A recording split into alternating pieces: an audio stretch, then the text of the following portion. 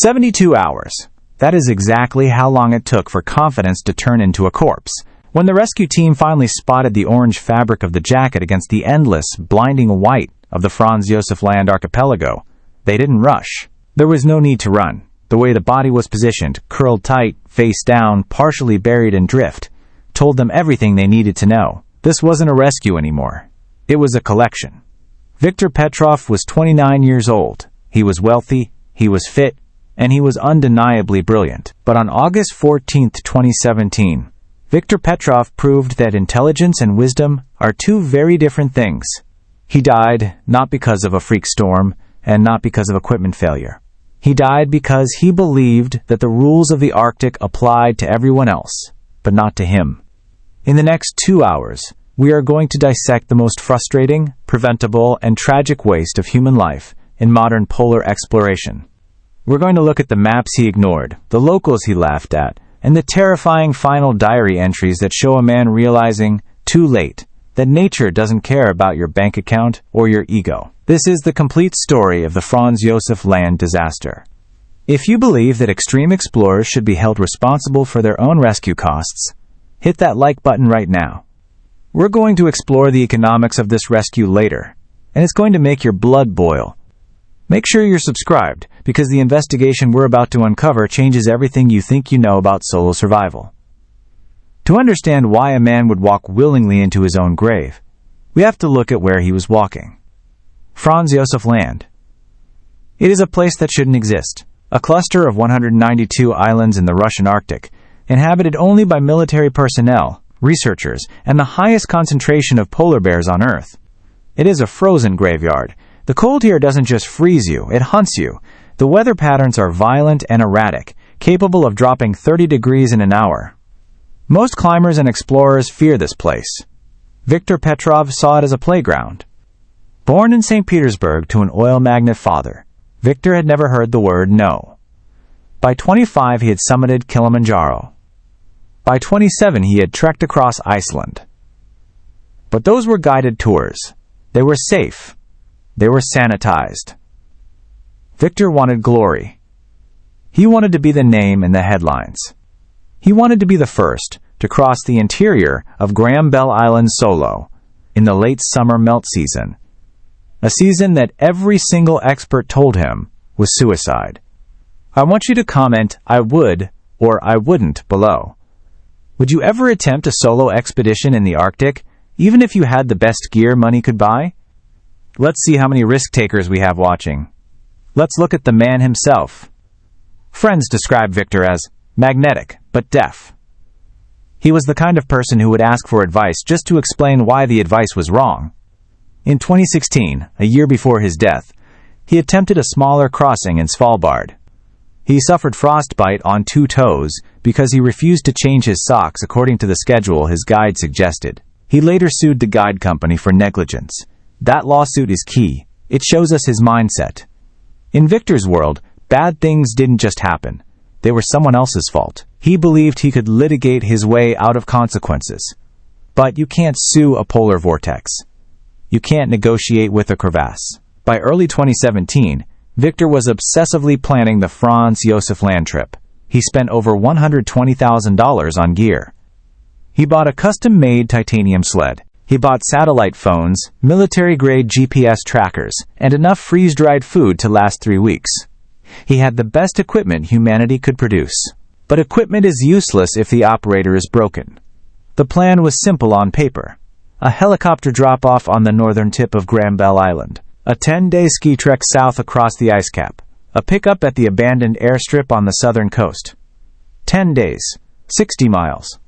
In a controlled environment, a fit man could do it in 4. Viktor gave himself 10. He thought he was being conservative. He wasn't. He arrived in Arkhangelsk in late July to finalize the permits. This is where the tragedy truly begins. This is where the accident was actually constructed. Brick by brick, decision by decision. He met with Ivan Volkov, a veteran polar guide with 40 years of experience in the Russian high north. Volkov is a man who speaks little and smiles less. He has retrieved more bodies than he cares to count. When Viktor laid out his map on the table in that small, smoky office in Arkhangelsk, Volkov didn't look at the route. He looked at the date. "August," Volkov said. "You cannot go in August," Victor laughed. He pulled up weather charts on his iPad. "The temperature averages -5. It's mild. It's perfect." "It is melt season," Volkov replied. "The ice bridges are rotting. The bears are hungry because the pack ice is retreating. The fog is permanent. You will not be able to see your hand in front of your face, and you will fall into a hole that has no bottom." Victor argued. He pointed to his GPS. He pointed to his satellite phone. "I can call for help." And that was the sentence that sealed his fate. "I can call for help." Psychology note: this is known as risk compensation. When people feel safer because of technology, they take bigger risks. Victor thought the phone was a safety net. He didn't realize that in Franz Josef land, a satellite phone is just a way to record your last words. If you're enjoying this deep dive into the psychology of disaster, share this video with a friend who thinks gear can replace experience. Volkov refused to sign off on the expedition support. He told Victor to go home. He told him to come back in April, when the ice was solid. So what did Victor do? He fired Volkov. He found a different logistics provider. A smaller, hungrier company that needed the cash and didn't ask too many questions. He paid them double to arrange the helicopter drop. He bypassed the local wisdom and bought his way onto the ice. This is the definition of arrogance. It is the belief that money is a universal language, that nature accepts bribes. On August 10th, Viktor Petrov arrived at the staging area. He posted a photo to Instagram. It showed him standing next to his sled, giving a thumbs up. The caption read, "They said it couldn't be done in summer. Watch me." That post is still there today. It has thousands of comments.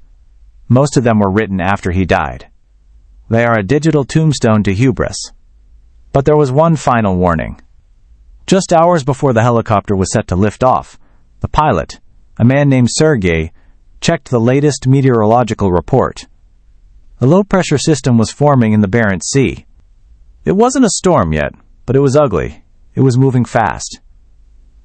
Sergei walked up to Victor on the tarmac. The rotors were already spinning, the noise deafening. He shouted over the engine whine, "We should wait! 24 hours! Let the front pass!" Victor looked at his watch. He had a schedule. He had a return flight booked for the 25th. He had a dinner reservation in Moscow on the 27th. He couldn't wait. He signaled Sergei to fly. Sergei hesitated. We know this because he later testified in the inquiry. He hesitated for a full 10 seconds. He looked at the sky, he looked at Victor, and he looked at the cash transfer that had just cleared. And he pulled the collective. The helicopter lifted off. Critical insight. This is the sunk cost fallacy in action.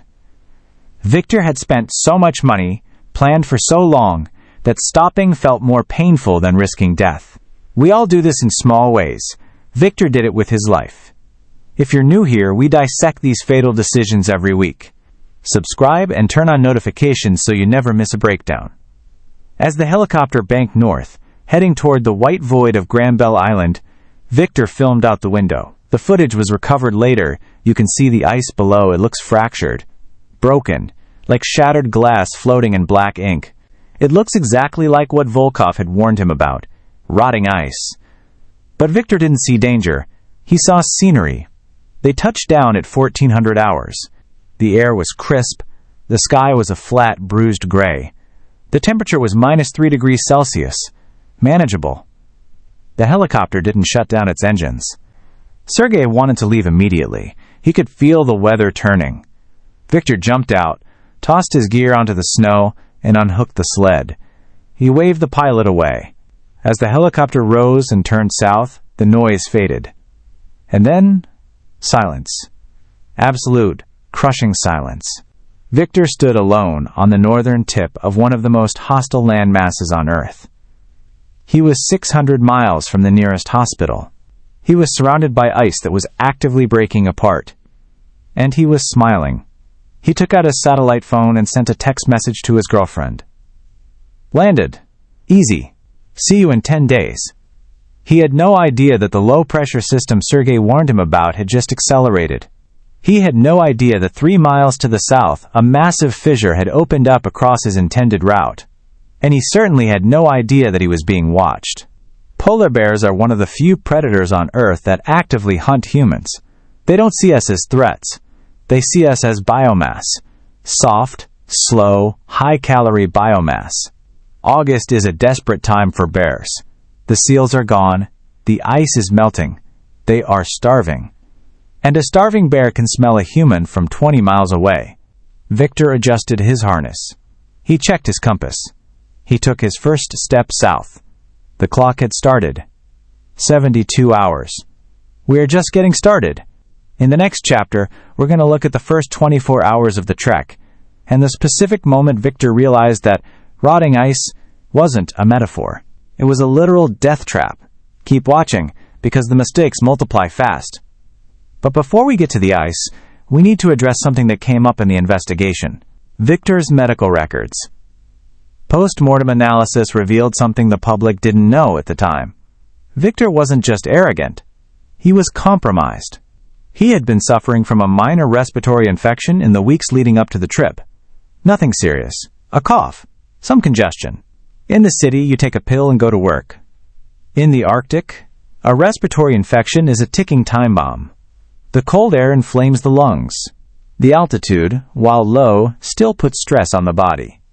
Victor was starting this marathon with a handicap he didn't even acknowledge. He was operating at 80% capacity in an environment that demands 110%. Why did he hide it? Why didn't he tell the pilot or the guides? Because he was afraid they would stop him.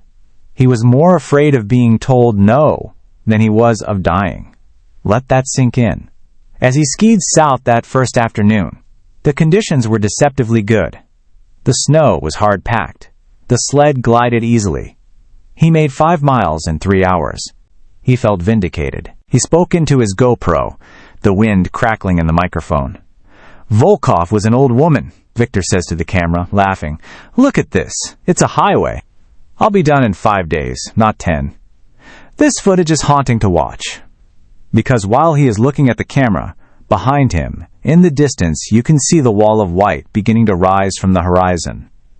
The storm wasn't just coming. It was charging. By 1800 hours, the light began to fail. Not because of sunset. In August, the sun barely sets, but because the clouds dropped. The ceiling lowered until the sky and the ground became the same shade of gray. Flat light. If you have never experienced flat light, it is impossible to describe the disorientation. Shadows disappear. Depth perception vanishes. A 3-foot drop looks exactly like flat ground. A hill looks like a hole. You are skiing blind with your eyes wide open. Victor slowed down. He stumbled twice. You can hear the frustration in his voice on the audio logs. Can't see a damn thing, he mutters. He should have stopped. The protocol for flat light is simple. Stop. Set up camp. Wait for visibility. But Victor had a schedule. He had 5 miles to go to reach his planned waypoint. He pushed on. And then he heard it. A crack. Sharp, like a gunshot, echoing through the ice beneath his skis. He stopped. The sound came again. Deep. Guttural. It wasn't the ice. He spun around, scanning the gray void. Nothing. Just the wind and the white. He gripped his ski poles tighter. He had a rifle, strapped to the sled. But it was in a case. It would take him 30 seconds to get it out. 30 seconds is a lifetime when a bear charges. Victor stood there for 5 minutes, heart hammering. He convinced himself it was just the glacier settling, just the ice moving. He didn't want to unpack the rifle. It was a hassle. It would slow him down. He turned back south and kept skiing. He didn't see the tracks crossing his path 100 meters later. Massive paw prints, partially filled with drift, heading in the same direction he was. He was hunting glory. But something else was hunting him. This brings us to the end of the first few hours. Victor is alive. He is moving, but he has already made 3 fatal errors. He ignored the weather forecast. He concealed a medical condition. And he prioritized his schedule over situational awareness in flat light. The tragedy hasn't happened yet. But the trap is set. The spring is coiled. In the next chapter, the storm hits. And Victor makes the decision that strips him of his last chance at survival. We will hear the audio logs that the family tried to keep sealed. We will see how quickly manageable becomes catastrophic. Before we move to the storm, I have a question for you. Do you think the pilot, Sergei, should have refused to fly? Legally, he was clear, but morally? Let me know in the comments. And if you want to support deep dive documentaries like this, check the link in the description. Now, let's go to Chapter 2, The Warnings and the Fatal Departure.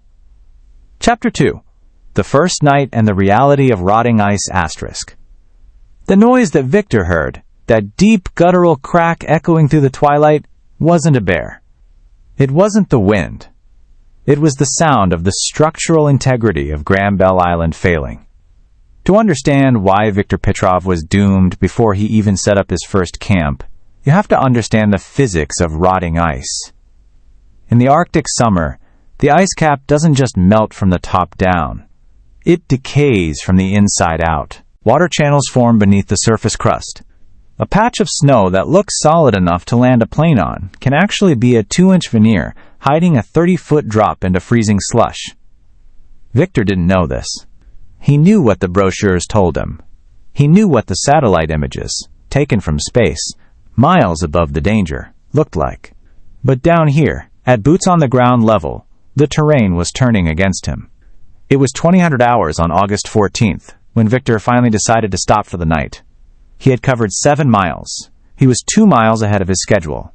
In his mind, he was winning. But as he unbuckled his harness, the first tangible sign of trouble appeared. It wasn't a monster. It was a bead of sweat. Critical survival fact. In the Arctic, sweat is death. Experienced polar explorers move at a pace specifically calculated to * avoid sweating. If your base layers get wet, the moisture freezes the moment you stop moving.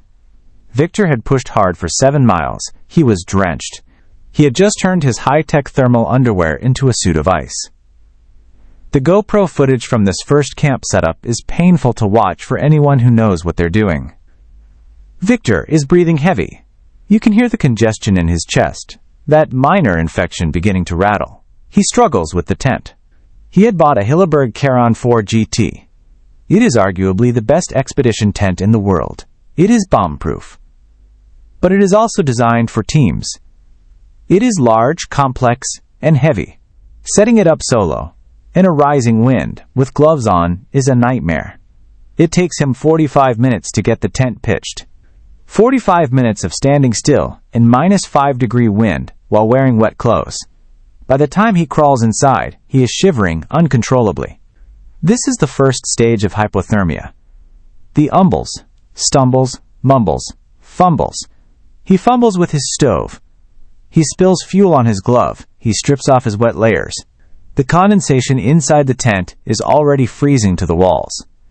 He eats a freeze-dried stroganoff, stares at the camera, and says, "Harder than the gym." But the view, unbeatable. He pans the camera to the door. Outside, the gray world is darkening. The wind is picking up. He turns the camera off. He sleeps. Or tries to. I want you to imagine lying in a sleeping bag, miles from the nearest human being, knowing that the only thing separating you from a polar bear is a millimeter of nylon fabric. Would you be able to sleep?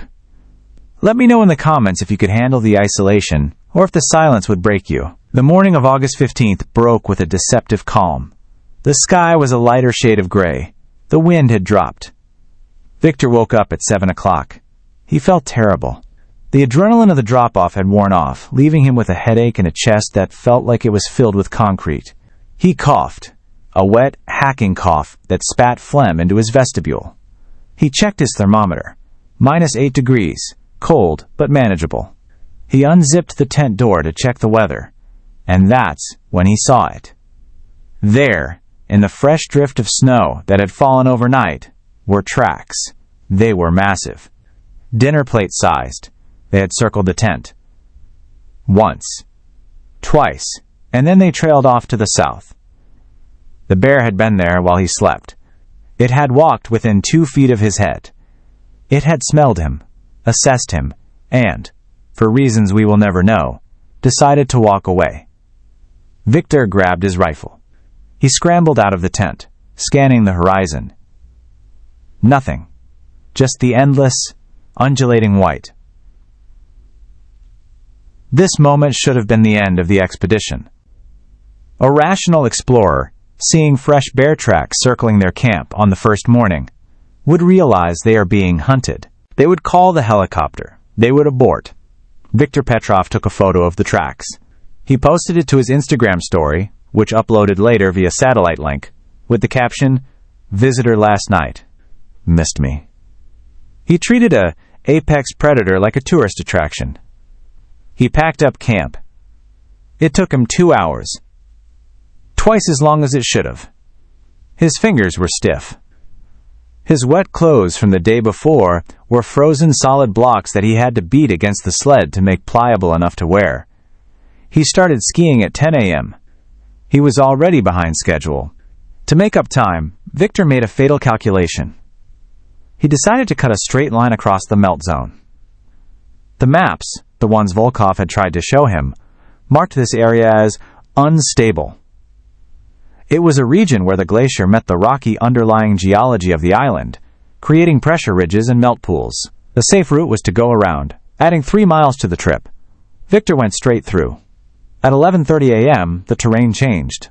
The hard-packed snow gave way to a slushy, granular surface. It was like skiing through wet concrete. The sled, which weighed 180 pounds, became a dead weight. It snagged on ridges. It sank into soft spots. Victor was fighting for every step. He was sweating again.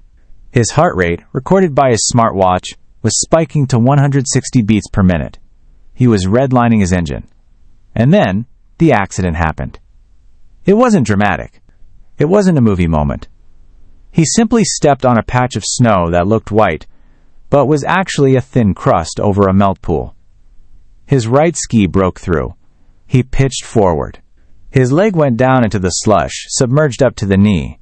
Freezing water flooded his boot. He scrambled back, cursing, dragging his leg out of the hole. His boot was soaked. His sock was soaked. In the Arctic, a wet foot is a medical emergency. You have minutes to fix it before frostbite begins. The protocol is, stop immediately, set up the tent, take off the boot, dry the foot, put on a spare liner, dry the boot, which can take hours over a stove. Victor looked at his watch. It was only noon. If he stopped now to dry his boot, he would lose half the day. He would fall further behind. It's not that wet, he told himself. I'll walk it dry. Myth versus fact. You cannot walk dry a boot in freezing temperatures. The water doesn't evaporate, it turns to ice. By continuing to move, Victor was essentially encasing his foot in a block of concrete. He was sentencing his toes to death to save 4 hours of time. He stood up. He shook his leg. He clipped back into his ski. He kept moving. For the next 3 hours, Viktor Petrov marched through a frozen hell. The pain in his right foot started as a sharp sting, then turned to a dull throb, and finally, by 1500 hours, it went numb. He interpreted the numbness as a good sign. He thought the pain had gone away. In reality, his nerves were dying. But the physical toll was nothing compared to the psychological shift that was happening. The audio logs from this afternoon are different. The arrogance is gone. In its place is a simmering, petulant anger. He talks to himself. He curses the snow. He curses the sled. He curses Volkov for jinxing him. This sled is garbage. He pants into the microphone at 14:20. Drag coefficient is wrong. They sold me the wrong wax. He is blaming the equipment. He is blaming the wax. He refuses to blame the man who walked into a melt pool. By late afternoon, the geography of Franz Josef Land began to play its next card. The melt zone gave way to the pressure ridges. These are walls of ice, pushed up by the movement of the glacier, creating a maze of jagged obstacles. Some are 3 feet high. Others are 10. You have to navigate through them like a rat in a labyrinth. Victor was exhausted.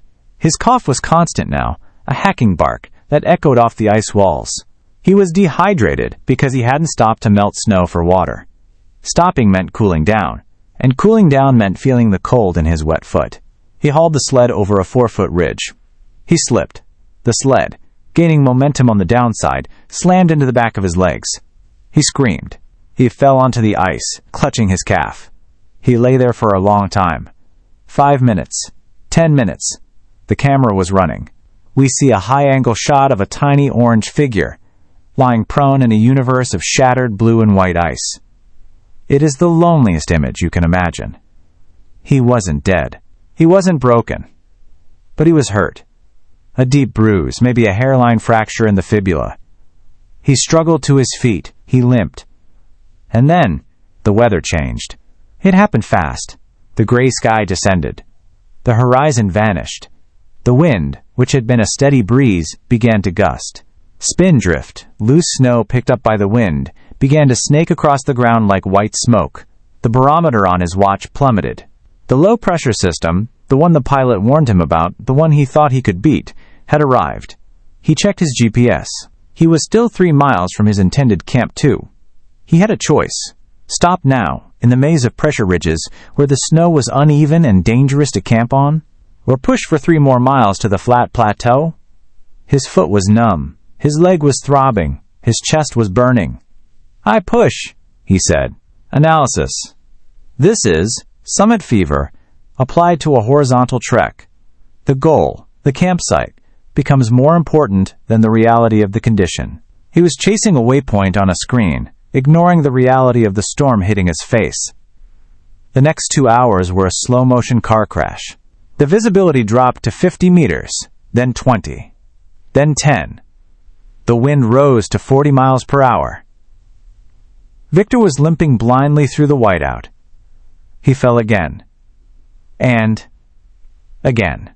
Every time he stood up, it took longer. At 1900 hours, he couldn't go on. He hadn't reached the plateau. He was stuck in a depression between 2 ice ridges. It was a terrible place to camp. The snow was deep and soft, a snow trap, where drift would accumulate and bury a tent. But he had no strength left. He unpacked the tent. The wind caught the fabric instantly. It whipped out of his hands, snapping like a gunshot. He dove for it, pinning it with his body weight. He screamed in frustration, a primal, raw sound that was swallowed instantly by the gale. It took him an hour to set up the tent. He did a poor job. The guy lines weren't taut. The stakes weren't buried deep enough in the soft snow. He crawled inside. He didn't brush the snow off his clothes. He didn't care anymore. He just wanted out of the wind. He zipped the door shut. The silence of the tent was a lie. Outside, the storm was building to hurricane force. He tried to light the stove to melt water. His lighter flickered and died. It was too cold. The butane mix was sluggish. He had to warm the lighter in his armpit for 10 minutes before he could get a flame. He finally got the stove going. He melted a pot of snow. He drank it hot, burning his tongue. He pulled off his right boot. His sock was frozen to his foot. He had to peel it off. Underneath, his toes were white, waxy, hard to the touch, frostbite, grade 2. He stared at his foot. For the first time, the reality broke through the arrogance. He took out his satellite phone. He turned it on. He looked at the signal bars. Searching. Searching. Nothing. He was in a depression between ice ridges. The walls of ice were blocking the signal to the south. He held the phone up, moving it around the tent, desperate for a bar. No service. He was alone. He was injured. He was frostbitten. And outside, a 50-year storm was just getting started. But the scariest thing wasn't the frostbite. It wasn't the storm. It was what he found when he went to zip up the vestibule of the tent. He looked out into the whiteout, just for a second, to check the sled. The sled was there. But the straps holding the food bag, the bag containing 10 days of rations, were loose. The bag had been dragged. Not by the wind. Slash marks. 3 parallel cuts in the tough cordura fabric. The bear hadn't left. It had followed him. It had used the whiteout as cover. And while Victor was struggling to set up his tent, blinded by the snow, the bear had tested the perimeter. It had tasted the sled. Victor zipped the tent shut. He chambered a round in his rifle and laid it across his sleeping bag. He didn't sleep that night. He listened. He listened to the wind screaming like a banshee.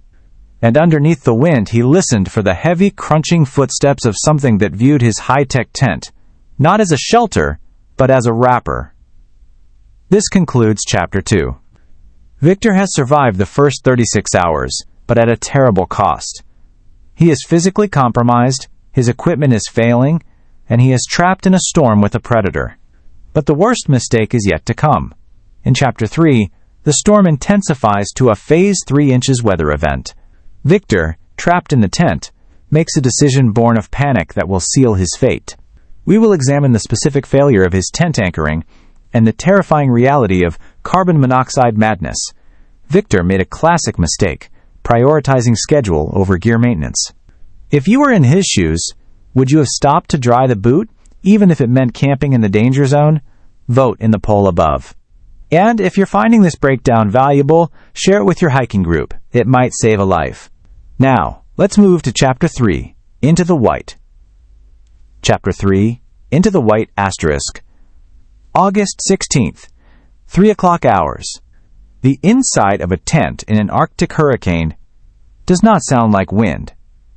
It sounds like a freight train is derailing on top of you. Over and over again.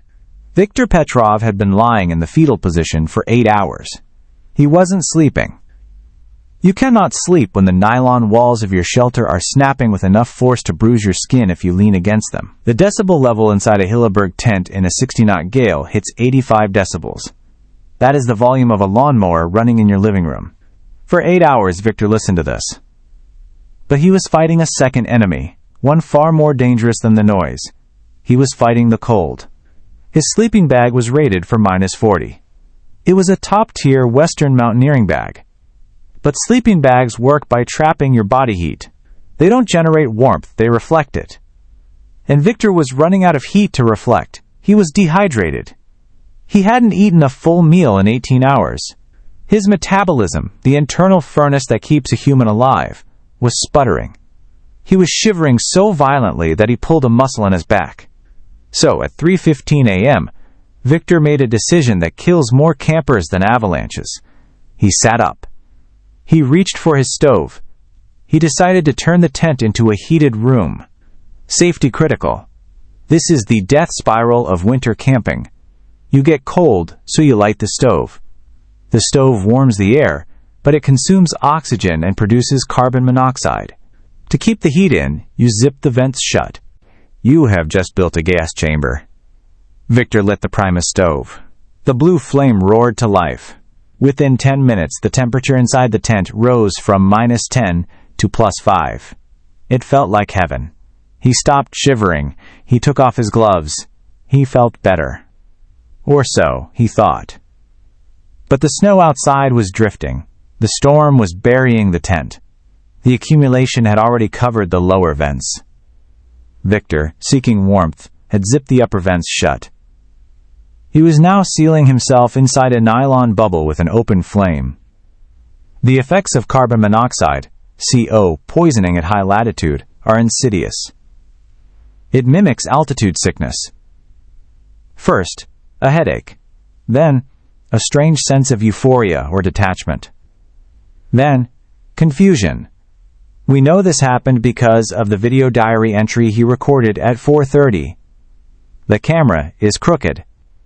Victor's face is flushed, a classic sign of CO poisoning, often mistaken for warming up. His eyes are glassy. It's cozy, he slurs. Storm is just noise. I'm the king of the castle. He giggles. It is a terrifying sound, He isn't making sense. He talks about his childhood dog. He talks about a business deal in Moscow. He is hallucinating. While he was sitting there, stoned on toxic gas, the storm outside shifted gears. The wind speed increased to 75 miles per hour. This is hurricane force. At 5 a.m., physics came to collect the debt Victor incurred when he set up camp. Remember the rushed setup? The stakes he didn't bury deep enough because his hands were cold? The guy lines he didn't tension properly because he was frustrated? A gust hit the tent broadside. The front left stake, the main anchor point for the vestibule, ripped out of the soft snow. It happened in a millisecond. One moment, Victor was warm. The next, the tent wall collapsed inward, slapping him in the face with the force of a wet towel.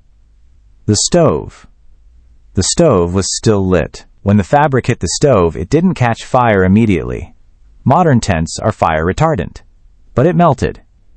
The intense heat of the burner melted a hole instantly through the expensive nylon fly in the inner tent. Panic! Victor scrambled back, kicking the stove over. The flame died, but the damage was done. The structural integrity of the tent was compromised. The wind caught the loose fabric, acting like a sail. Snap! Snap! Jokes, rip! The second stake pulled out. Then the third. The tent didn't blow away. Victor was inside it, acting as an anchor. But it collapsed around him. He was suddenly wrapped in a suffocating shroud of nylon, thrashing in the dark, while the wind hammered him from all sides. He had to get out. He clawed at the zipper. He burst out of the ruins of the tent into the maelstrom. The violence of the storm was shocking. It knocked him to his knees instantly. The spindrift was like sandblasting. It scoured his exposed skin. He tried to grab the tent poles to restake them. But the poles were bent. The fabric was torn. The wind was ripping the bag out of his hands. He was shouting, but he couldn't hear himself. He looked at the sled. The sled was his lifeboat. It had his food, his backup clothes, his shovel. And that's when he saw the damage.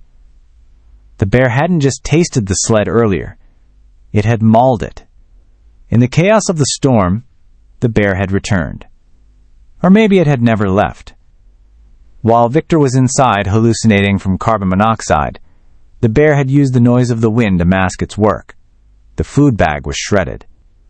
Freeze-dried meals were scattered across the snow, blowing away into the white void like confetti. His fuel bottle, the lifeline for melting water, had been punctured. The white gas had leaked out, soaking his spare down jacket, rendering it useless. Gas dissolves the natural oils in down feathers, making them collapse. Victor stared at the ruin of his expedition. He had no shelter. The tent was a wreck. He had no fuel. He had lost half his food. He was standing in a hurricane in his base layers. Analysis. This is the moment of psychological break. Most people in this situation simply sit down and die. They enter a catatonic state. It's a protective mechanism of the brain. You shut down to avoid the horror of the reality. Victor didn't sit down. But he did something worse. He panicked. His brain, starved of oxygen from the CO and flooded with adrenaline, reverted to a primal instinct. Run. Asterisk flight. He didn't try to dig a snow cave.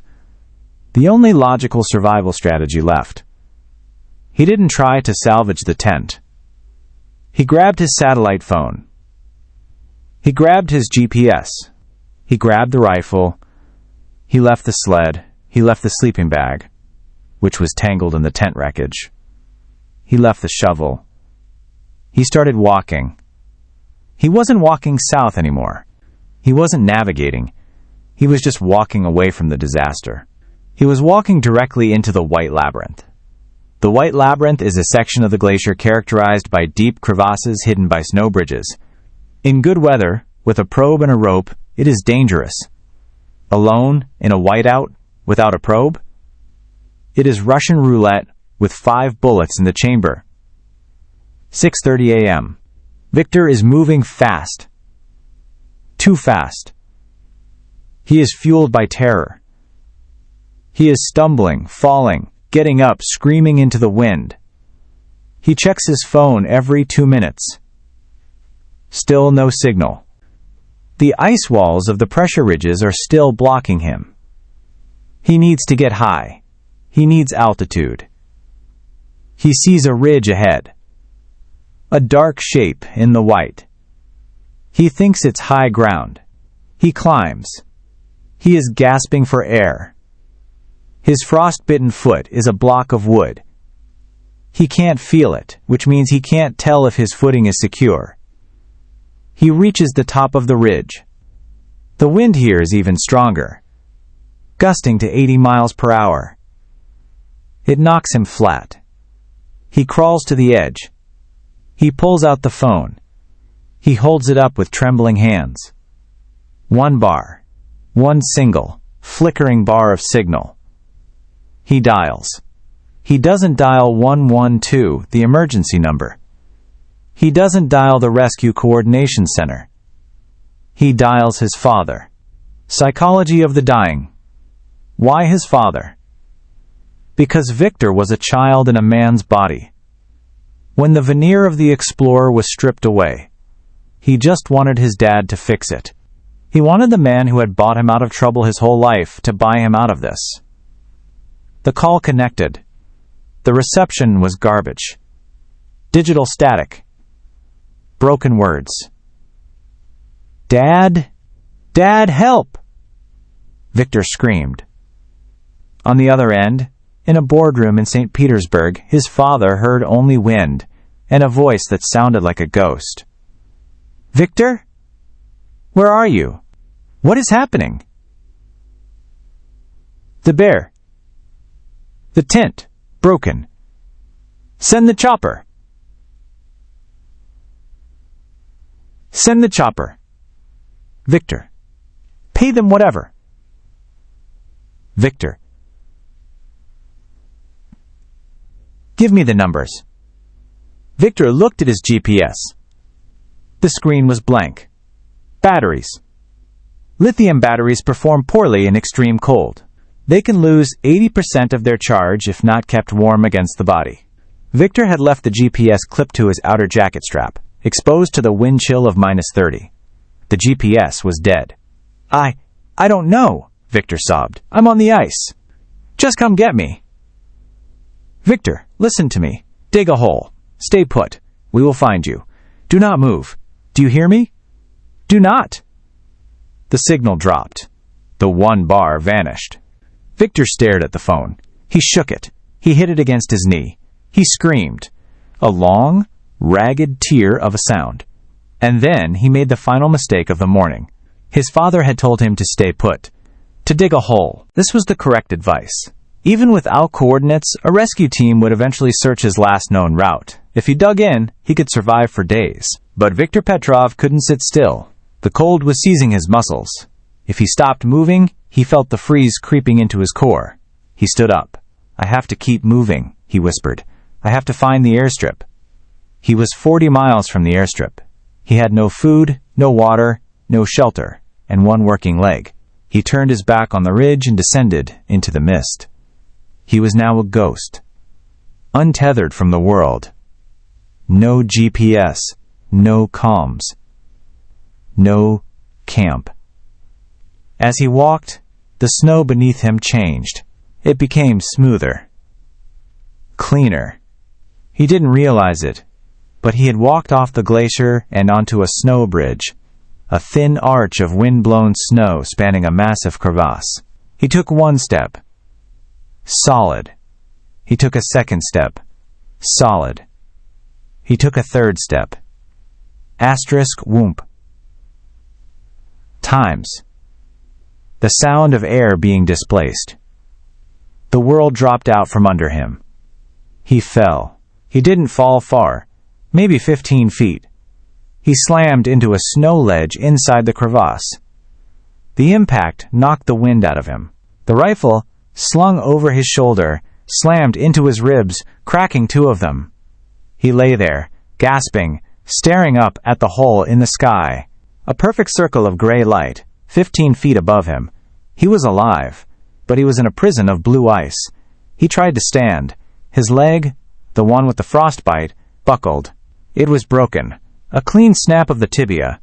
He was trapped in a hole in the ice, in the middle of a storm, with a broken leg, broken ribs, and frostbite. And then he looked down. The ledge he was on was narrow, maybe 3 feet wide. Below the ledge, darkness. An abyss that went down hundreds of feet into the crushing depths of the glacier.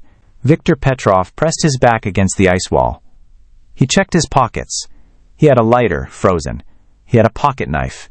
He had a chocolate bar. And he had his phone. He checked the screen. No service. He looked up at the hole. The snow was already filling it in. In an hour, the opening would be gone. He would be buried alive. He took a bite of the chocolate bar. He didn't taste it. He began to weep.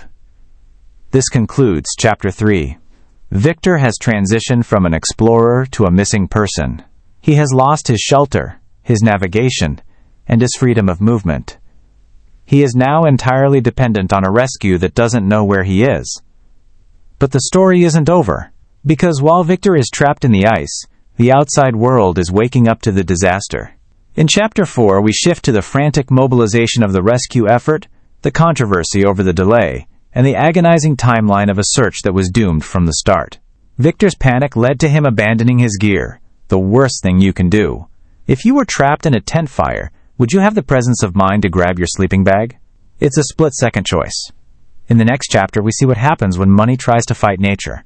The rescue attempt is one of the most controversial in Russian history. You won't believe the cost. Keep watching. Chapter 4. The Turning Point and the Economics of Survival *, August 16th, 7:05 hours.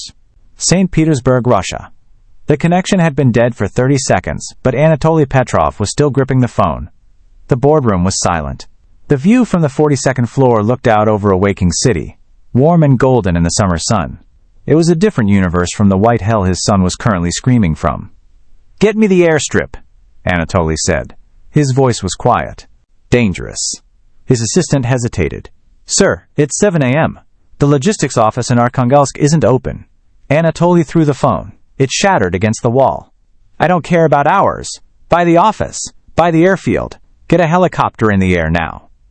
This moment marks the shift from a personal tragedy to a logistical nightmare. It illustrates a fundamental misunderstanding that wealthy individuals often have about the Arctic. They believe that rescue is a service you purchase. They believe that if you throw enough money at the problem goes away. But in the high Arctic, money is just colored paper. You cannot bribe a low-pressure system. You cannot negotiate with visibility. Within an hour, Anatoly had mobilized a private rescue effort that rivaled a small military invasion. He chartered an Il-76 transport plane to fly equipment north. He hired a private security firm with paramilitary search and rescue SAR experience. He put a $500,000 bonus on the table for the crew that brought his son back alive. He was trying to outbid death. Critical insight. This influx of cash actually complicated the rescue. Private contractors began fighting with local authorities for airspace and permissions. The chaos of command delayed the initial response by 4 critical hours. While Viktor lay shivering in a crevasse, men in warm offices were arguing about jurisdiction. Meanwhile, 200 miles north, at the Nagurskoye airbase, the reality was much grimier.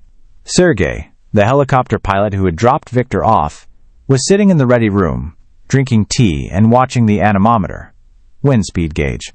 The needle was burying itself in the red zone, gusts of 80 knots. "We have a request from the father," the base commander said, walking in. "He says launch immediately." Sergei laughed, a dry, humorless sound. "If I launch now, I am dead. The boy is dead. The crew is dead. Tell the father to look at the weather. He is offering $50,000 to you, personally." Sergei looked at the window, where the snow was flying horizontally, invisible in the whiteout. He put down his tea. "My life costs more than $50,000, he said. "This is the turning point. This is where the rescue stalled." For the next 18 hours, while the most expensive rescue operation in Russian history was being assembled on paper, Not a single rotor blade turned. The storm had locked the island down. Let's go back to Victor. August 16th. 12 o'clock hours. Inside the crevasse. The crevasse was not silent. The wind howled over the opening 15 feet above, creating a vacuum effect. It sucked air out of the hole, then slammed it back in. The pressure changes were popping Victor's ears every few seconds. He was lying on the ice ledge, curled into a ball. The pain in his broken leg was a white-hot supernova, but the cold was starting to numb it. This was bad. Numbness means the nerves are shutting down. He had checked his phone 100 times. No service. The battery was at 12%. He knew he had to conserve it. But he also knew he was likely going to die. And so, Viktor Petrov did what his generation does. He documented it. He propped the phone up on a chunk of ice. He hit record. The video recovered from the phone months later is devastating. It strips away all the bravado, all the ego. Victor looks 20 years older. His skin is waxy and pale, the onset of deep hypothermia. His lips are blue. There is dried blood on his chin from biting his lip during the fall. "My name is Viktor Petrov," he whispers. His teeth are chattering so hard it's difficult to understand him. I am in a hole. I fell. My leg is broken." He looks up at the opening. "I made a mistake," he says. And then he starts to cry. Not the angry screaming of the day before. This is the quiet, leaking grief of a man who realizes he has spent his life chasing the wrong things. "Dad, I'm sorry. I shouldn't have come. Volkov was right. I was arrogant. I wanted you to see me." Psychological autopsy. This confession is key. It reveals the motivation behind the fatal decisions. Victor wasn't exploring. He was performing. He was trying to impress a distant father. He died for an audience. "I'm so cold," he says. "I'm going to sleep now, just for a bit." The video cuts. He didn't sleep. If he had slept, he would have died then. Instead, he hallucinated. Hypothermia affects the hypothalamus, the part of the brain that regulates temperature.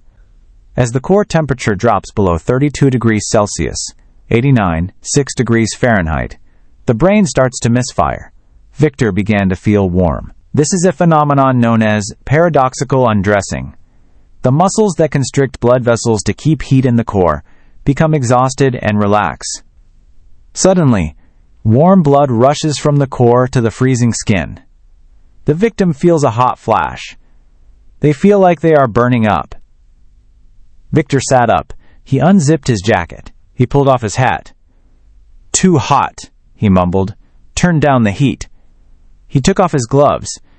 He laid them neatly on the ice beside him.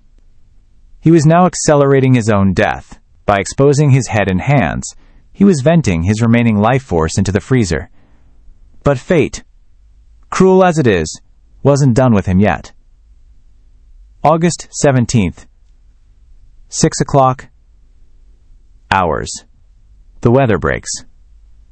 The storm broke as quickly as it had arrived. The wind dropped, the clouds lifted. The sun, low on the horizon, painted the ice in brilliant shades of pink and gold. At Nagorskoye Air Base, the anemometer dropped into the green. "Scramble!" the commander shouted. 2 Mi-8 helicopters lifted off within minutes. One carried the official SAR team.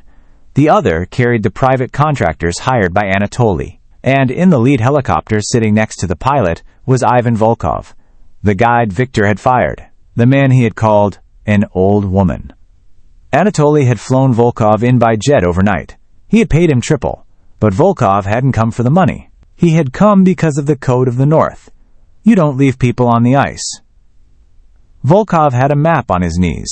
He wasn't looking at Victor's intended route. He was looking at the topography. "Where is he?" the pilot asked over the intercom. "We have no coordinates." "He is not where he said he would be," Volkov said, his voice rough. He panicked. I listened to the call recording. He was screaming about the bear. About the tent. Volkov traced a line with his finger. When a man panics in a whiteout, he goes downwind.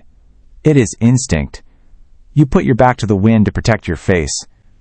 The wind was from the north-northeast. So he walked south-southwest. Volkov drew a cone on the map. He walked here, into the white labyrinth. The pilot looked at the map. That's a crevasse field. If he walked in there without a rope... I know, Volkov said. Fly there. Expert analysis.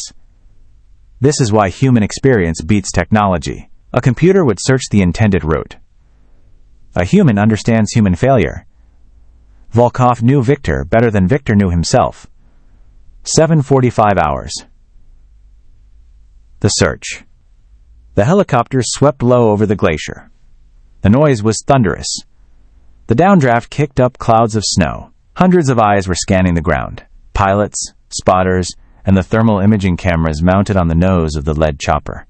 Contact, the thermal operator shouted. Heat signature, 3 o'clock.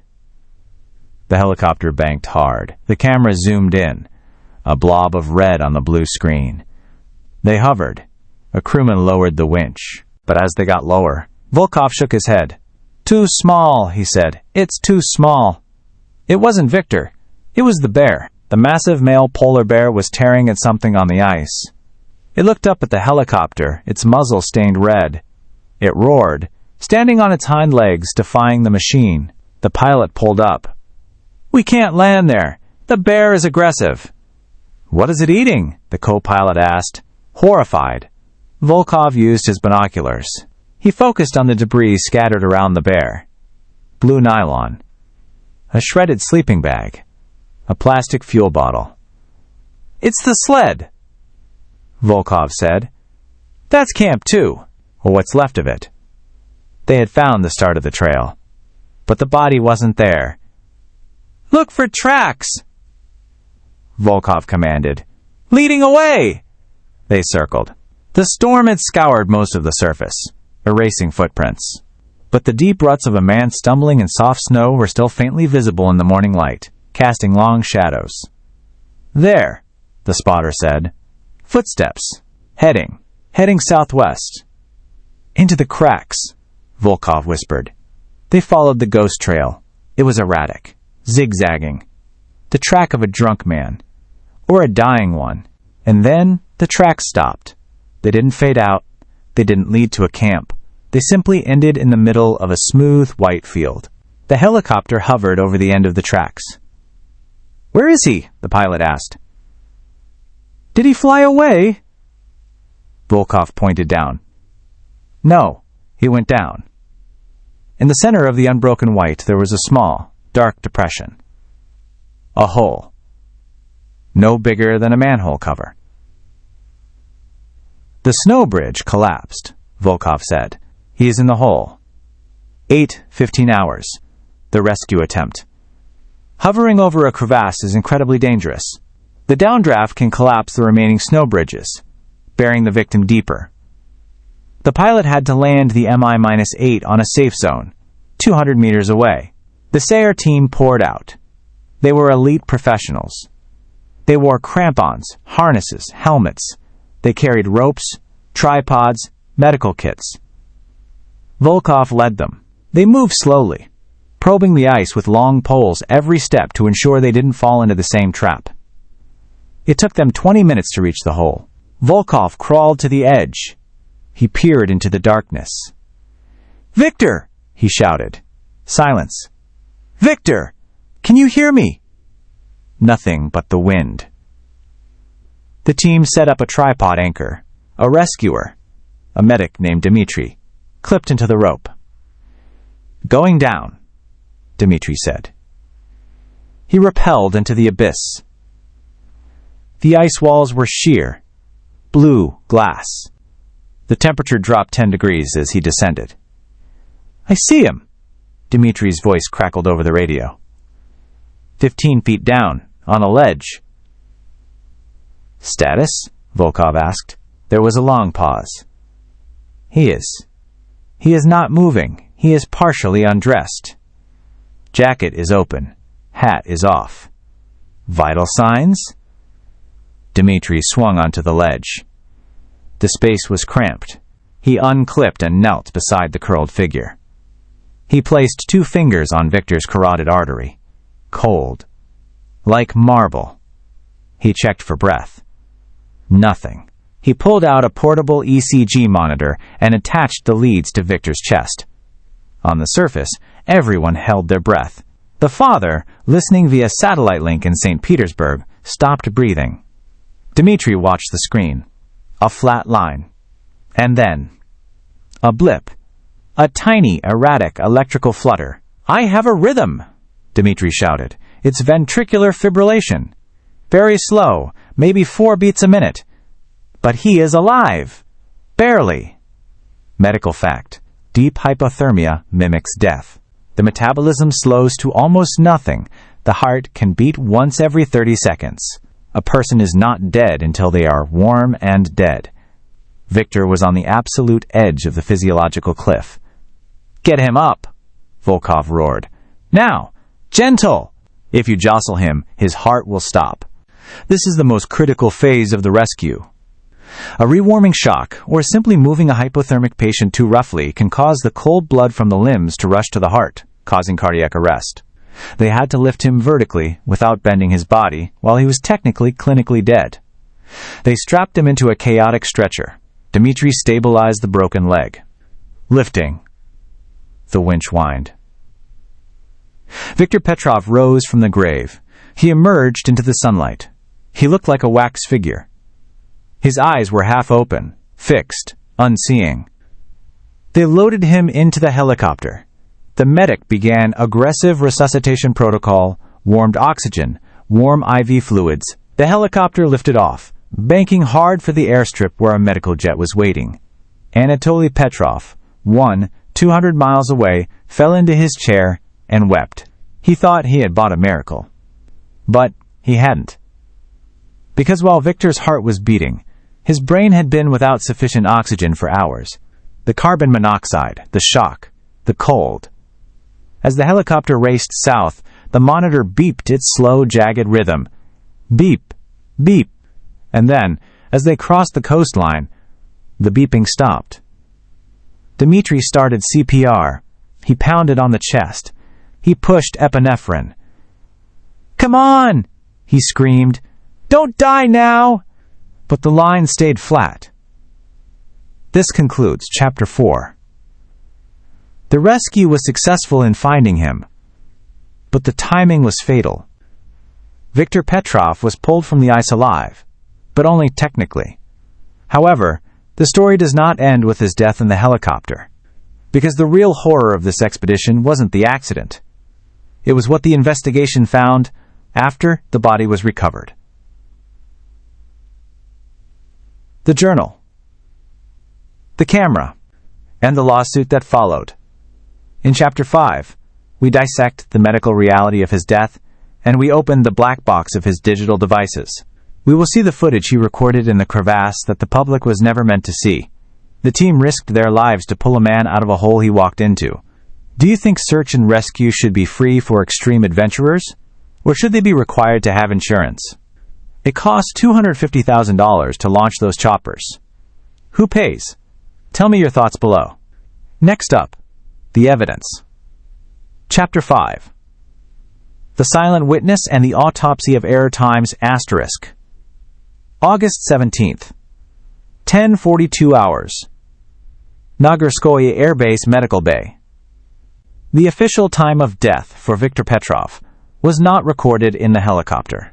It was recorded 45 minutes later on a sterile metal table in the military clinic at the airstrip. The medical team had fought for nearly an hour. They had warmed his blood. They had shocked his heart 9 times. They had injected enough epinephrine to restart a stalled engine. But the human body has limits, and Victor had crossed them 3 days ago. When the doctor finally peeled off his gloves and nodded to the nurse to stop compressions, the room went silent. The only sound was the wind outside, the same wind that had killed him, rattling the corrugated metal roof. Viktor Petrov was dead, but the investigation into how he died was about to turn this tragedy into a scandal.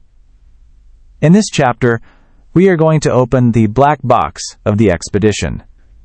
We are going to look at the autopsy results that the family tried to seal, and we are going to watch the final recovered footage from his GoPro footage that reveals a terrifying truth about his last hours that the rescue team never saw. Warning: the details of the medical findings and the psychological breakdown described in this chapter are disturbing. This isn't just about freezing to death. It's about the disintegration of the human mind. The body was flown to Arkhangelsk for a forensic post-mortem. The pathologist, Dr. Elena Rostova, was expecting a standard case of hypothermia. What she found instead was a roadmap of negligence. The first thing she noted was the lungs. When she opened the chest cavity, she found the lungs were heavy, congested, and filled with fluid. This wasn't just pulmonary edema, fluid buildup from altitude or cold. This was active, acute pneumonia. The samples confirmed it. Victor had been suffering from a severe bacterial lung infection before he even stepped on the helicopter. Remember the cough in Chapter 1? The minor cold? It was actually walking pneumonia. By going into the Arctic air, Victor had essentially poured gasoline on a fire. His ability to process oxygen was compromised by 40% before he even started skiing. He was suffocating as much as he was freezing. But the real shock came from the toxicology report. Dr. Rostova tested the blood for carboxyhemoglobin, the marker for carbon monoxide poisoning. A normal level for a non-smoker is less than 2%. A heavy smoker might have 5 to 10%. Viktor Petrov's level was 38%.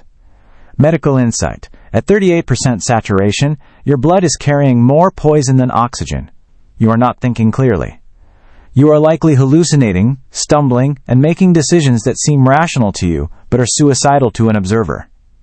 This finding changed the entire narrative. Victor didn't accidentally burn his tent. He was likely so intoxicated by the gas that he didn't even realize the stove was melting the fabric until it was too late. The autopsy painted a picture of a man who was physically broken long before the cold stopped his heart. But it was the physical evidence, the gear recovered from the crevasse, that told the psychological story. The police seized everything: the rifle, the clothes, the phone, and the GoPro. The GoPro was the most critical piece of evidence. It was a Hero 5 Black, encased in a waterproof housing. It had survived the fall, the cold, and the recovery. When investigators plugged it into the computer, they found 4 hours of footage. Most of it was mundane: skiing, scenery, the tent setup. But the last three files were different. NARM file, GOPRO 492. MP4 ***, time, August 16th, 5:45 a.m. duration, 2 minutes, 14 seconds, ***. This video was recorded immediately after the tent collapsed and burned. Victor is standing in the whiteout. The camera is handheld, shaking violently. He is screaming at the sled. "You did this!" he yells. He kicks the sled. "You invited them! You smell like bait!" He isn't talking to a person. He is talking to the equipment. He pans the camera to the snow.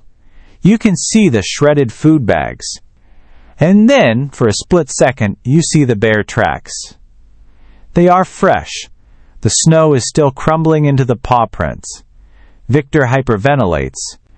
"He's watching," he whispers to the camera. "He's white. The snow is white. I can't see him. He's invisible."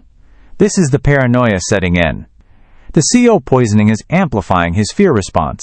Andostros file, GOPRO 493. MP4 ***, time, August 16th, 6:10 a.m. Tons Binua's duration, 45 seconds, ***. This is the decision video. Victor is holding the GPS. The screen is barely visible. Dad says go south, Victor says. Note: he hadn't spoken to his father yet. This is a hallucination or a memory conflation. South is warm. The airstrip has coffee. "I'm going to get coffee." He looks at the camera. His eyes are dilated, pupils unequal. I'm leaving the heavy stuff. Sled is heavy. Sled is dead weight. He drops the camera into the snow to adjust his pack. You see his boots walking away from the sled. He leaves the sleeping bag. He leaves the shovel. He picks up the camera. Traveling light. Fast and light. Alpinist style. He smiles. It is a grotesque, frozen grimace. Analysis. This video was the key piece of evidence in the later lawsuit. It proved that Victor abandoned his gear voluntarily. He wasn't forced to leave it by the bear. He left it because his judgment was chemically impaired by the stove fumes. Fast and light is a climbing philosophy, but in a survival situation, it is a death sentence.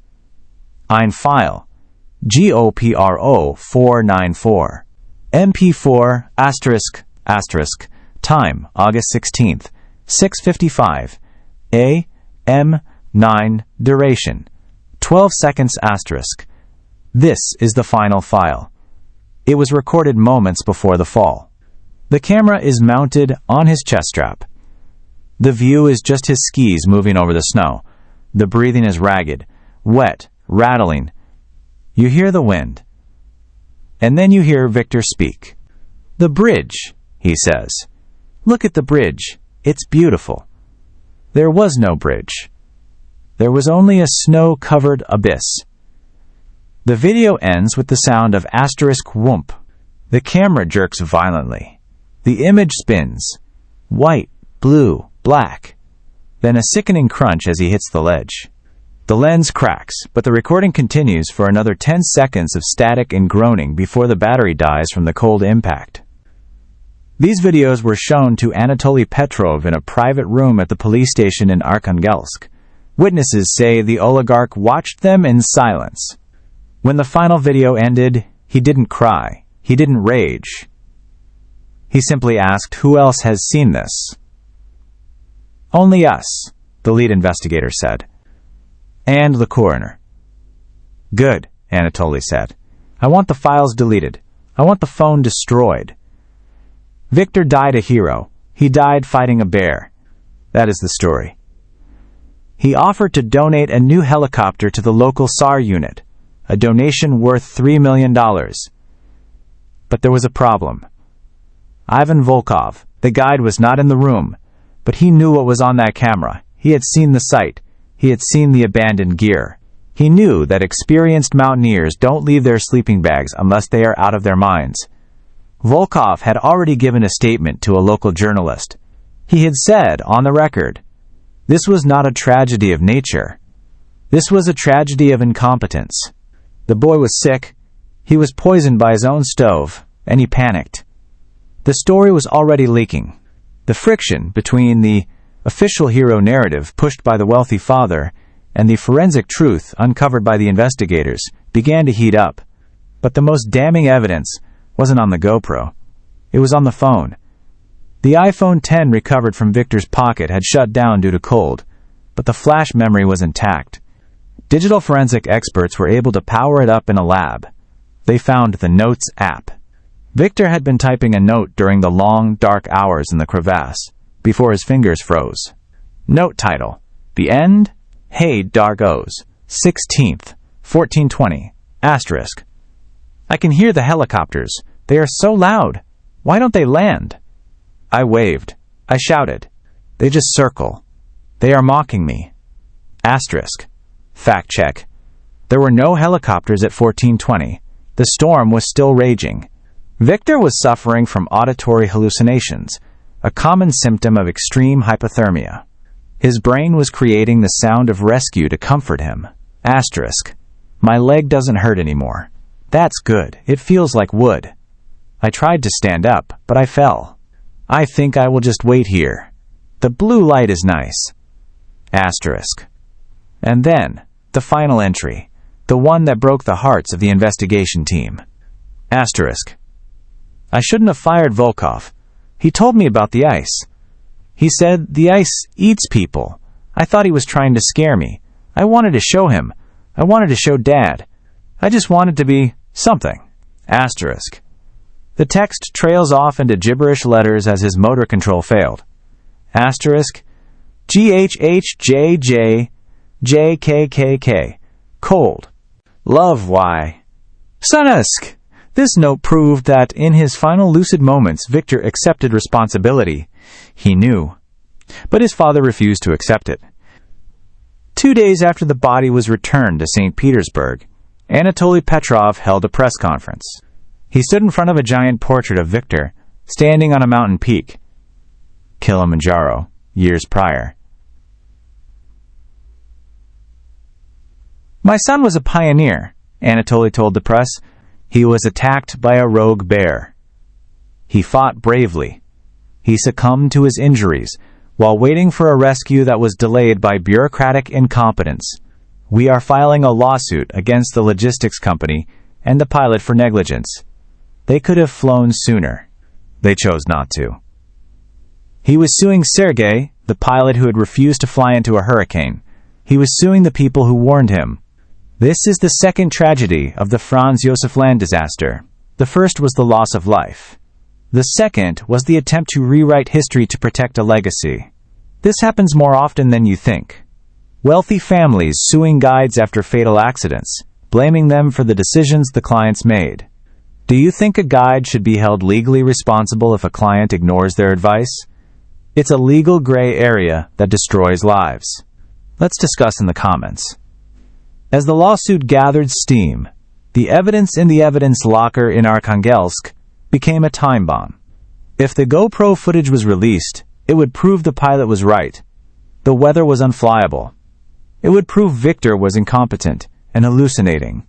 It would destroy the father's case. If the footage was destroyed, an innocent pilot might lose his license, his livelihood, and maybe his freedom. The investigator, a man named Detective Kogan, sat at his desk. He had the hard drive with the video files. He had the offer of a promotion if the files went missing. He also had the statement from Volkov and the pleading look of the pilot, Sergei, who had a wife and 3 kids. Kogan had to make a choice. In the next chapter, the legal battle explodes. The footage doesn't just leak, it goes viral.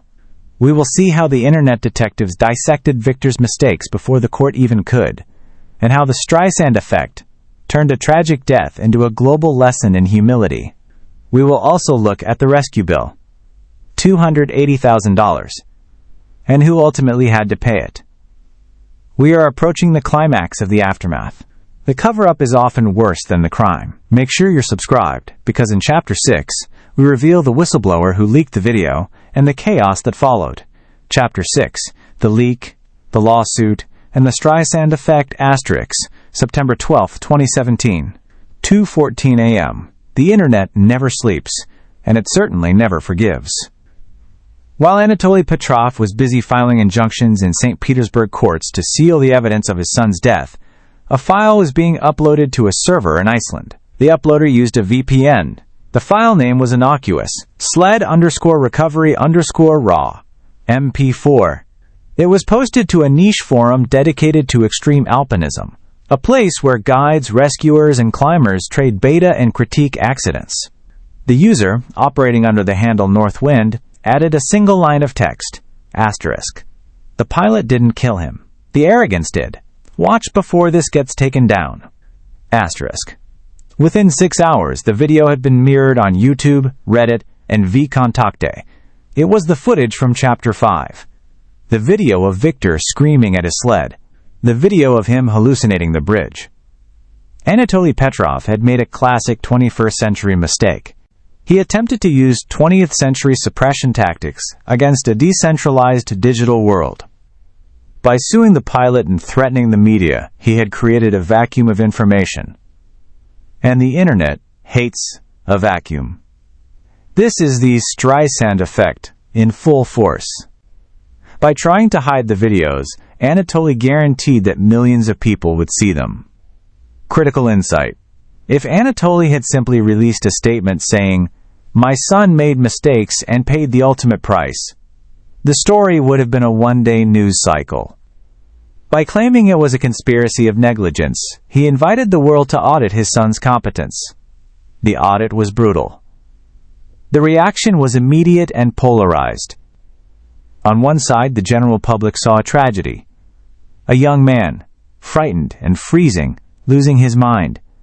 The comments were flooded with RIP and condolences.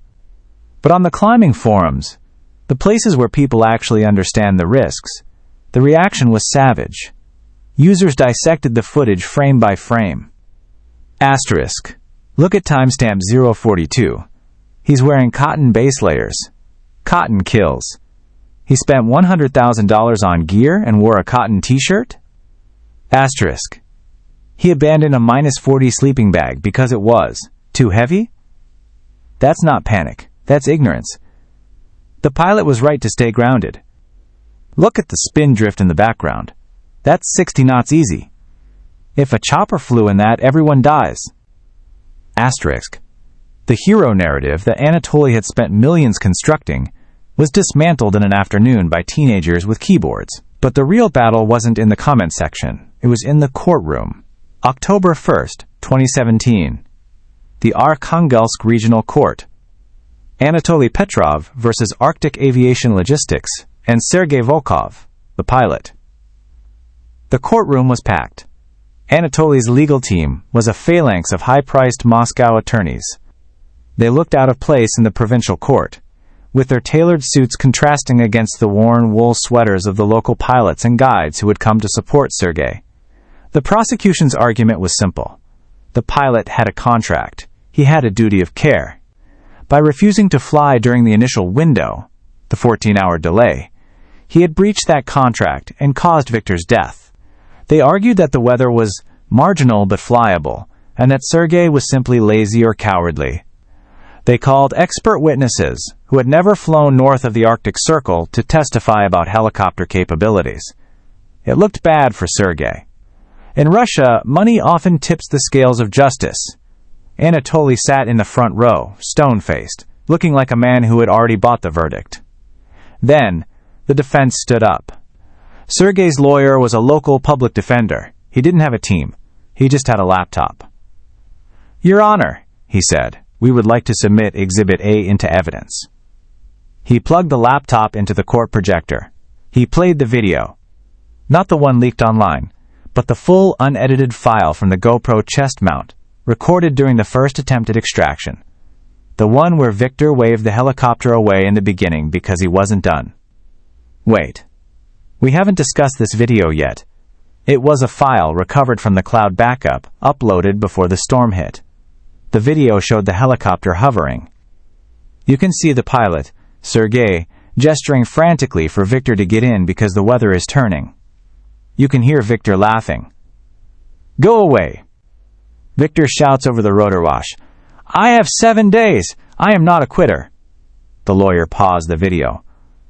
"This was recorded on August 14th, the lawyer said. My client tried to abort the mission. He tried to pull the victim out before the storm started. The victim refused." The courtroom was silent. The lawyer then played the hallucination video, the one where Victor claims his father told him to go south. The prosecution claims the victim was a rational actor waiting for rescue. The lawyer continued. The evidence shows the victim was suffering from acute carbon monoxide poisoning and psychosis. He was not waiting. He was walking away from the rescue zone. He walked into a marked crevasse field. No pilot could have predicted that. Anatoly Petrov stood up. His face was purple. "This is a fabrication!" he shouted. "That video is fake!" The judge banged his gavel. "Sit down, Mr. Petrov." The verdict took 2 hours. Case dismissed. The judge ruled that Victor Petrov's death was the result of force majeure, the storm, and gross personal negligence. The pilot, Sergei, was fully exonerated, but the judge didn't stop there. In a rare move, he ordered Anatoly Petrov to pay the legal fees of the defense. It was a humiliating defeat, but the financial pain was just beginning. Justice was served, but at what cost? Imagine being the pilot. You did everything right, and you still got dragged through court for months. This is why many guides are now refusing to take wealthy, inexperienced clients.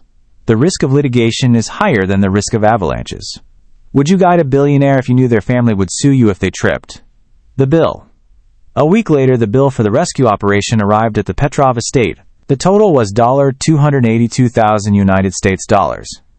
This included 18 flight hours of Mi-8 helicopters, jet fuel, personnel hazard pay, the cost of the specialized medical jet, the body recovery operation. Anatoly forwarded the bill to his insurance company. He had taken out a massive high-risk expedition policy for Victor, covering up to $5 million in liability and rescue. The insurance company sent a letter back. It was 1 page long. Time, dear Mr. Petrov, times regarding claim number 99281B. Times. We are denying coverage based on Clause 4. Section B. Willful negligence and illegal activity. Nimes *1. The deceased entered a restricted military zone, Granville Island, without the proper final clearance signature from the Border Guard Service, FSB. Note: Victor had bribed his way past the final check, thinking it was just paperwork. It wasn't. It made his presence there technically illegal. 2. The toxicology report indicates intoxication by carbon monoxide due to improper use of equipment, which voids the accidental death provision. Quote, *3. The deceased refused an abort opportunity on August 14th. Coms Marne Times. We are not liable for the rescue costs. Anatoly had to write a personal check for $282,000. For a billionaire, the money was nothing. It was the price of a luxury car. But the symbolism was crushing. It was a formal acknowledgement that his son's death was not an accident. It was a series of choices that voided the contract of safety. The aftermath in the community. The Petrov case became a case study in mountaineering courses around the world. It changed the industry. Top-tier logistics companies began introducing the Petrov clause in their waivers. This clause states that if a client ignores a direct safety order from a guide or pilot, the rescue coverage is void, and the client is personally liable for all costs. It also sparked a massive debate about the ethics of solo travel. Before this, solo was seen as the purest form of exploration. After Victor, it was reevaluated. People started asking, is it really solo if you are carrying a satellite phone and expecting a team of 20 people to risk their lives to come get you when you mess up? Ivan Volkov, the guide Victor fired, gave an interview to National Geographic 6 months later. The Arctic is not a gym, Volkov said. You do not swipe a card and get a workout. You pay with your attention. If you are bankrupt of attention, you pay with your life. Victor was a good boy. He had a strong heart. But he had a weak ear. He did not listen. Volkov revealed one final, heartbreaking detail in that interview. When he found the body in the crevasse, Victor wasn't holding the phone. He was holding a small, folded piece of paper. It was a printout of an email from his father, sent 3 years prior. Victor, stop wasting time with these trips. Come back to the firm. Make something real. Stop playing in the snow. Victor had carried that criticism with him to the end of the earth. He died trying to prove it wrong. Psychological conclusion. This is the tragedy beneath the tragedy. The bear didn't kill him. The cold didn't kill him.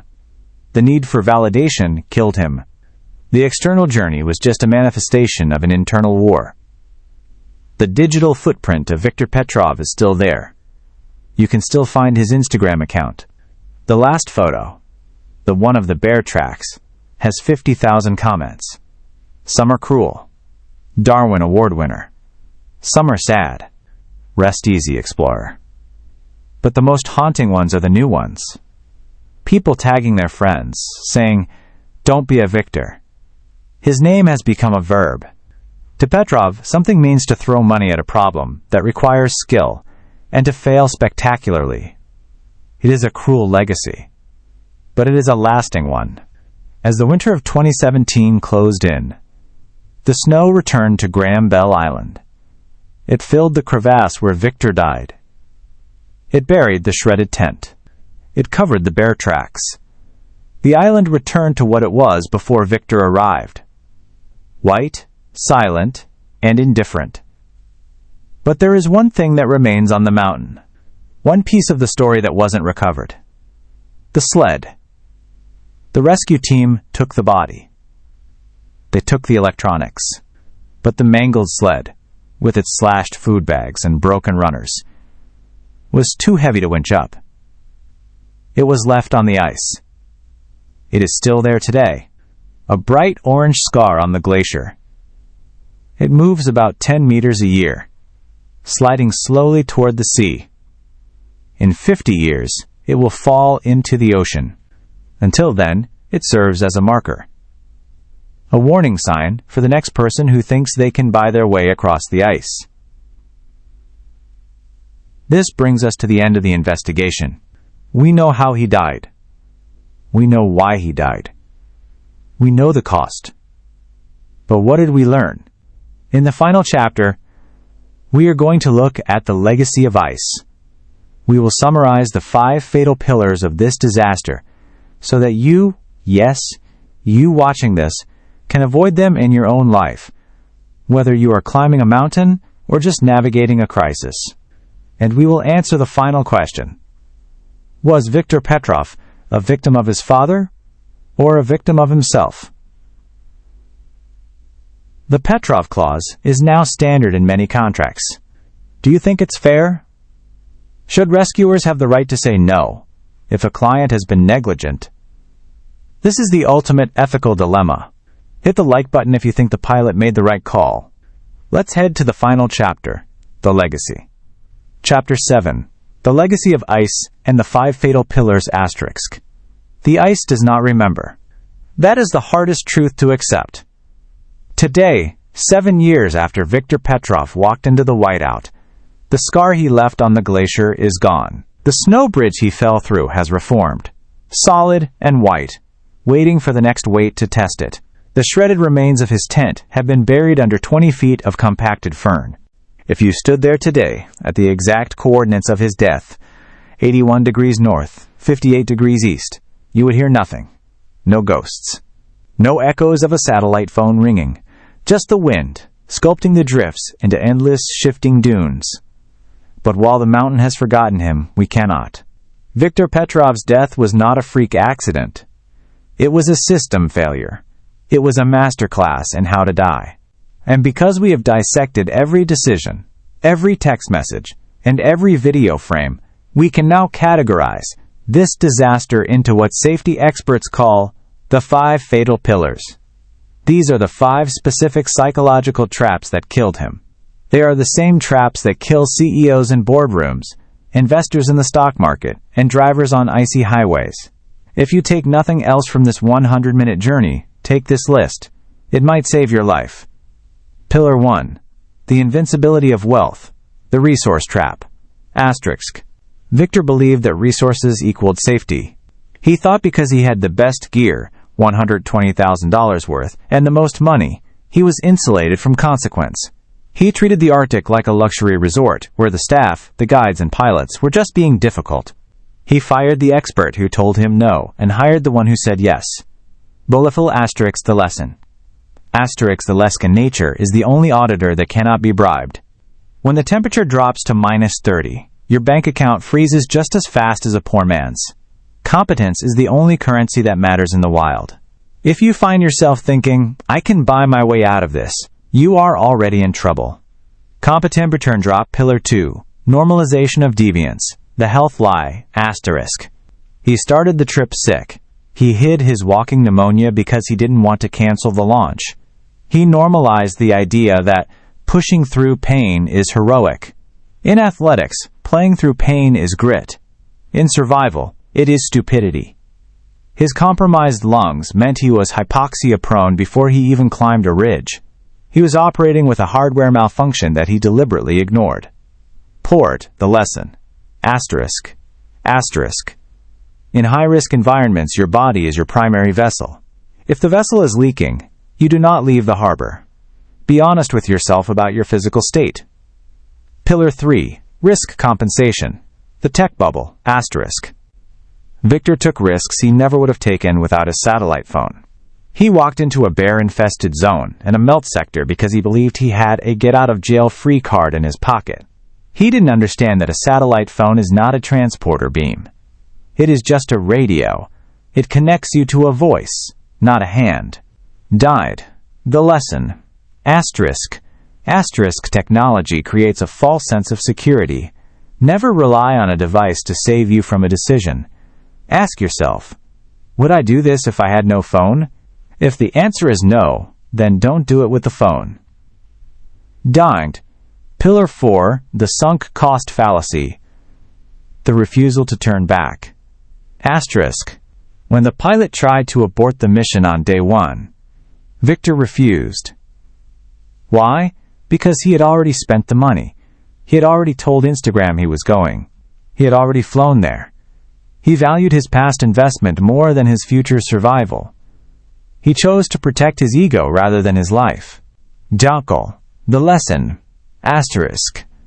Turning back is not failure. It is strategy. The mountain will be there next year. You will not be. Pillar 5. Panic. The loss of the rational mind. Asterisk. This was the final nail. When the tent burned and the bear appeared, Victor stopped thinking and started reacting. He abandoned his shelter. He abandoned his tools. He ran. Panic is the sudden realization that your model of the world does not match reality. Victor's model, I am in control, shattered, and he didn't have a backup plan. The lesson. Asterisk. Asterisk. When the crisis hits, stop, sit down, breathe. The first thing you must survive is your own fear. Fast and light is for athletes. Slow and deliberate is for survivors. Which of these 5 pillars do you see most often in daily life? I see number 4, sunk cost everywhere. People staying in bad jobs, bad relationships, or bad investments because they've put so much time in. Let me know in the comments which one resonates with you. Times asterisk the survivors. Where are they now? The ripples of this stone dropped in the water are still spreading. Convictus Sergei, the pilot. Asterisk Sergei was exonerated, but he never flew tourists again. He quit the private logistics sector. Today, he flies cargo supply runs for remote military outposts in Siberia. He flies alone. He says he prefers crates to people. Crates don't argue with the weather report. Not Ivan Volkov, the guide. Asterisk Volkov retired from guiding the following year. He used his fee from the Petrov family, which he donated by the way, to start a small training school for young polar guides in Arkhangelsk. He teaches a course called The Art of Saying No. In his classroom there is a large photo on the wall. It is not a photo of a summit. It is a photo of a shredded blue tent, half buried in snow. He points to it on the first day of class and says, "This is what happens when you think you are the protagonist of reality." Quote, Hastristry, Tastry, quote, Downmas. Anatoly is still a billionaire. He is still powerful. But those who know him say he is a smaller man now. In 2019, he quietly established the Viktor Petrov Foundation for Arctic Safety. The foundation funds search and rescue equipment for the Russian North. It bought the new helicopters that now patrol Franz Josef Land. It is a noble gesture. But it is also a penance. Every time a helicopter lifts off to save a stranded hiker, Anatoly is paying a little more of the debt he feels he owes his son. He never speaks of the lawsuit. He never speaks of the videos. He deleted his son's Instagram account 3 months after the funeral. He tried to erase the digital evidence of the ego that killed him. But the internet kept the receipts. Cons moment times time, bime times, bimes, goad, I'm times. Cons times, bime times. I'm times. Why do we tell this story? Is it to mock a dead man? To laugh at a rich kid who got what was coming to him? No. That would be too easy. And it would be wrong. We tell this story because Viktor Petrov is not a villain. He is a mirror. He represents the part of all of us that wants to be seen, the part that wants to be special, the part that looks at a map and thinks, I can conquer that. We live in an age where we are told that anything is possible if we just believe and hustle. We are sold the myth that the world is our oyster, waiting to be opened. But the Arctic reminds us of an older, darker truth. The world is not an oyster. It is a hammer. And we are glass. Viktor Petrov went to the end of the earth to find himself. And he did. He found that he was fragile. He found that he was small. He found that he was mortal. He found the truth. It just cost him everything to learn it. The sled is still out there, drifting north. The bear is long dead. The ice keeps moving. And somewhere, right now, a young explorer is packing a bag. They are looking at a map. They are checking their bank account. And they are telling themselves, it won't happen to me. Let's hope they watch this video. Final call to action. Thank you for joining me on this deep dive. This was a heavy one. If you believe these stories need to be told, fully, without looking away, then please subscribe to the channel. It helps us fund the research to bring you the truth, no matter how cold it is. If you have a story of a close call in the wild, a moment where you almost made a fatal mistake, share it in the comments. We can learn from each other. Stay safe, stay humble, and listen to the guide. I'll see you in the next one.